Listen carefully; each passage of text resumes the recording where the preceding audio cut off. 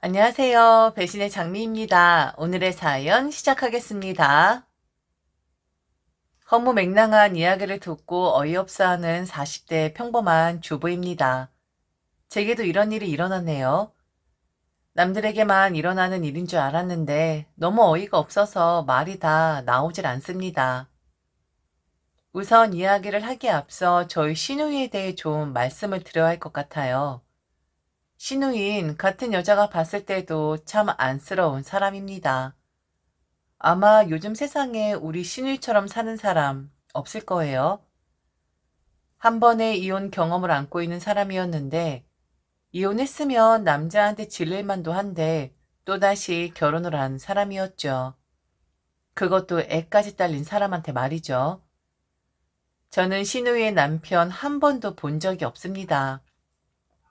결혼하고 나서 시누이가 집에 오는 경우는 딱 한 가지였었거든요.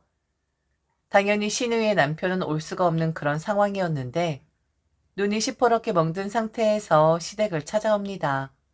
그럼 시어머니는 저희 부부를 호출을 하시죠. 이걸 어떻게 하냐고, 얘가 또 이렇게 멍이 들어왔다고, 속상해 죽을 것 같다고 하면서 저희에게 하소연을 합니다. 저는 시누이가 이혼을 하기를 바랐어요. 시누이를 보면 저건 사람이 사는 게 아닌데 라는 생각을 했었고, 그리고 이혼 한번 해봤는데 2번 못할 이유도 없는 거잖아요. 그런데 결국엔 또 꾸역꾸역 자신의 집으로 돌아가더군요. 시누이가 찾아오지 않으면 희소식이고 아무 일도 없는 것이다 여겼으면 되었던 것이고 만일 찾아오면 멍이 들었겠거니 큰 문제가 생겨서 오는 거겠거니 하고 여기면 되는 거였었죠. 왜 그렇게 사는지 이해는 되질 않았지만 비단 시누이의 남편 문제뿐만 아니라 시누이의 시어머니 문제도 한몫하는 것 같긴 했었습니다. 시누이는 남편과 10살 이상인 차이가 나는 것으로 알고 있어요. 왜 그런 사람과 결혼을 시켰는지 우리 시어머니도 이해가 가진 않는데 딱 하나 봤다고 했습니다. 인사를 왔을 때 시누이 남편 될 사람이 구두를 현관에 가지런하게 놓더래요. 그거 하나 보고 예의가 있는 사람이구나 생각을 했었다고 했고 그리고 실제로 음성도 그랬다고 하대요. 양반처럼 근엄한 목소리를 가진 사람이라고 했는데 아니 그런 사람이 여자를 쥐어 팬답니까? 그땐 몰랐지. 목소리가 근엄해서 나는 양반이라고만 생각을 했지. 이렇게 우리 딸한테 손찌검 할 거라고는 상상도 못했다. 아이고 팔자 드센 년. 어떻게 한 번도 아니고 2번 다 저런 말종 같은 남자들을 만났을까? 참 복도 없는 것이다. 팔자가 드세. 어머니 그렇게 한탄만 할 게 아니라 어떻게 술을 써야 하는 거 아닐까요? 한두 번도 아니고 매번 저런 식인데 저러다가 사람 잡겠어요. 팔자 오는할 게 아니라 가족이면 무슨 방법을 써야죠. 그냥 보고 있는 게 아니라. 그럼 이혼시키냐? 아니 한 번도 창피해서 내가 콱 죽고 싶었는데 2번이나 시키라고? 내 눈에 흙이 들어가기 전까진 안 돼. 죽어도 그 집 귀신이 되어야지. 여자 팔자가 얼마나 드세면 아니 한 번도 아니고 2번이나 이혼을 한다니? 너 그런 말 하지도 말아라. 괜히 잘 참고 사는 애 건드리지 말라고. 알았냐? 부모 자격이 없는 시어머니였습니다. 분명 시어머니는 시누이의 안위를 생각하는 것이 아니라 자신이 주변에 어떻게 비춰질지 그걸 먼저 생각하시는 분이었었거든요. 안타깝고 만일 내 여동생이었다면 내 언니였다면 저렇게 방치를 하진 않을 텐데 그렇다고 다들 가만히 있는데 나서기도 뭐하고 참 곤란하더라고요. 시누이가 집에 그런 모습을 하고 찾아올 때마다 제가 할 수 있는 일이라고는 시누이의 몸을 살펴보는 것, 그리고 그런 시누이를 안아주는 것밖에 없었습니다. 함께 눈물을 흘려주고 공감해주는 것밖에 없었어요. 남편 망나니의 시어머니란 사람은 이미 결혼해서 자신의 아들짝이 되었는데도 마음에 들지 않는다며 시비 걸어. 게다가 남편에게 딸려있는 머리 큰 아들은 시누이 보기를 뭘로 알아. 어떻게 그걸 참고 사는지 이해를 할 수가 없었지만 그렇다고 이혼해라 마라 라고 제가 말을 할 수는 없는 상황이었었죠. 남편 역시 안타까워했었습니다. 워낙에 강성인 시어머니였던지라 그 앞에선 말도 못하고 동생이 사정 보면서 왜 저러고 사나, 저렇게 사는 건 아닌데 라고 말만 할 뿐 딱히 행동으로 취하는 건 없었는데 이 사람이 갑자기 행동으로 보여주려고 하더군요. 그래요. 제가 동조를 좀 하긴 했습니다. 저도 시누이 사는 거 저렇게는 안 된다고 생각을 했었어요. 그런데 남편이 제게 한 가지 안을 내어주는데 시어머니에게 반기를 들고 시누이 이혼을 시키겠다는 겁니다. 도저히 더 이상 보고만은 있을 수 없다고요. 오빠로서 그런 말을 하는데 놀랍기도 했고 오죽하면 저럴까 싶었어요. 시누이와 남편 사이가 아주 좋은 편입니다. 남매 사이가 끈끈한 편이었는데 시어머니에게 반항을 해서라도 시누이를 그 집에서 빼내오겠다 마음을 먹었다는 겁니다. 그런데 그렇게 하기 위해서는 저의 희생이 무엇보다 필요하더군요. 안 되겠다. 동생 저렇게 사는 거 못 볼 것 같아. 이혼시키자. 당신도 내 동생 저렇게 사는 거 아니라고 했잖아. 어머니 성격 잘 알지만 나 더 이상 내 동생 저렇게 못 볼 것 같아. 이혼시키자. 그냥 나오라고 하자. 그렇게 해도 되겠어? 그런데 안 나오려고 하잖아. 나도 이혼이 답이라고 생각을 하는데 당사자가 움직이지 않으면 어쩔 수가 없는 거잖아? 아, 당신 너무 고민이 많구나. 갈 곳이 없어서 그러는 거야. 그 집에서 나오면 갈 곳이 없으니까. 지한테 살 곳을 마련해주면 지도 나와서 새 출발하겠지. 그걸 해주면 내 동생 그 거지 같은 집에서 나올 거야. 그러니까 내 말대로 해줘. 당신한텐 미안하지만 답은 이것밖에 없다. 모두에게 이익이 되는 건 남편이 말한 모두에게 이익이 되는 건 저희 부부는 합가를 하고 우리 집을 이혼시킨 시누이의 거처로 사용을 하자 이거였습니다. 시어머니 당연히 반대를 하실 테니 시누이 이혼한다 한들 시어머니 집으로 갈 수 없을 것이고 그렇다고 우리 집으로 들여? 한 집에 성인 3명이 산다는 것도 말이 안 되는 일이었으니까요. 시어머니 심기 건드리면서까지 이혼을 시키는데 진짜 인연을 끊을 생각이 없기에 합가를 해서 우리 부부가 시어머니 어지러운 심기 안정시켜드리고 시누이도 혼자 살면서 살 방도를 마련하게끔 시간을 주자 이거였죠. 남편이 생각해낸 안, 그리고 남편이 행동으로 나서겠다는 것이 바로 이거였습니다. 아주 대단한 여동생 사랑이더군요. 싹싹 빌더라고요. 저한테 쉬운 일 아니라는 거 아는데 딱 한 번만 자신의 뜻을 따라 달랍니다. 시어머니 만만치 않으신 분이지만 그래도 저와는 나름 잘 지내고 있는 분이고 무엇보다 자신의 동생이 불쌍하지 않냐 하대요. 그동안 이혼을 해야 한다. 저렇게 살면 안 되는 것이다. 라고 저 또한 노래를 부르지 않았었냐고.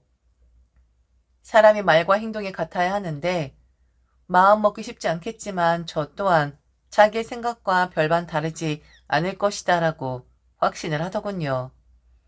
고민이 되었습니다. 시누이는 이혼을 해야 해요. 그렇게 살면 안 되는 거예요. 그런데 그 이혼을 시키는 과정 중에 멀쩡한 우리 집을 두고 합가를 해야 한다는 것이 생기게 되니 저도 사람인지라 주춤하게 되더라고요. 그러다가 전화를 받게 되었어요. 시어머니셨죠. 시어머니 전화까지 오니 감이 오더군요. 나한테 말하기 전에 이미 자기들은 말이 다 되었구나.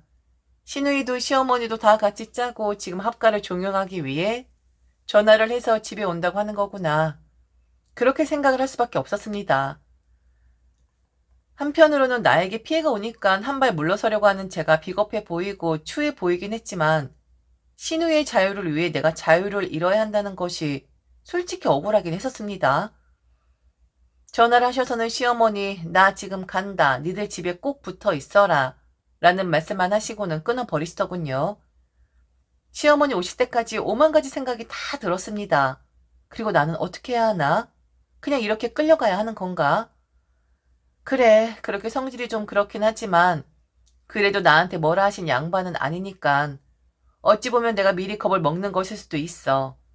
시누이 이혼해야 한다 그렇게 입에 달고 살았었는데 내 자유 조금 빼앗길 것 같다고 지금 와서 억울하다 생각하는 건 그래, 추잡한 사람이 되는 것일 수도 있다 하면서 마음을 최대한 다잡으려고 했었습니다. 쉬운 일은 아니겠지만 시어머니 모시고 사는 며느리들 세상에 많고 나도 그 많은 사람들 중 한 사람이 되는 것뿐인데 걱정 말자. 그리고 시누이만 보자. 그렇게 살면 안 되는 거니까. 이후 시어머니 집에 들어오셨고 그리고 나서 벌어진 일로 저와 남편의 입을 다물지 못했고 그리고 모든 일은 없던 일로 돌아가게끔 되었답니다. 집 문을 열자마자 시어머니는 씩씩대면서 들어오셨고 그리고 뭔가를 거실에 확 던져버리셨죠. 화가 잔뜩 난 얼굴로 그런 행동을 하시는데 너무 놀라셨습니다.